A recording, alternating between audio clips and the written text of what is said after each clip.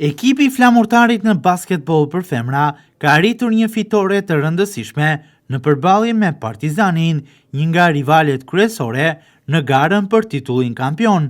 Ndeshja u zhvillua në transfert dhe përfundoi me rezultatin 61-70 në favor të vajzave vlonjate, të cilat po tregojnë një formë të qëndrueshme në këtë fillim sezoni të ri. Sfida mes dy skuadrave rivale ishte e luftuar për gjatë gjithë takimit me një ritëm të lartë dhe ndryshime të shpeshta në rezultat.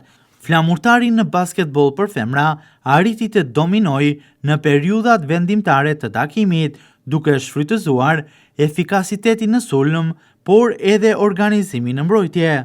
Performanca e ekipit vlonjat u shoqërua gjithashtu edhe me pik performanca të mira nga lojtaret, si një lojë mjaft e mirë në sulm dhe mbrojtje në momentet e fundit të takimit, e cila bëri të ketë diferencë në rezultat.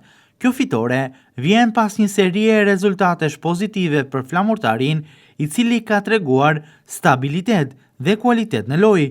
Skuadra tashmë kryeson renditjen e kampionatit kombëtar të basketbollit për femra, duke forcuar pozitat si pretendente kryesore për titullin kampion. Flamurtari vin pas dy fitoreve të tjera të marra përpara Partizanit me Studentin dhe Tiranën, por tashmë një fitore e tretë në kampionat me Partizanin, dy prej pretendenteve të saj kryesore me Tiranën e bën atë që të shihet në krye të kësaj renditje. Ndërkohë për flamurtarin, kjo fitore ka edhe një vlerë morale, pasi vjen ndaj një rivali tradicional si Partizani, me të cilin ndeshjet kanë qenë gjithmonë në vështirësi sportive. Me këtë rezultat, vajzat vlonjate e shohin veten në krye të tabelës dhe synojnë të vazhdojnë gjatë me të njëjtin intensitet të lojës, pa humbje edhe në javët e ardhshme të kampionatit.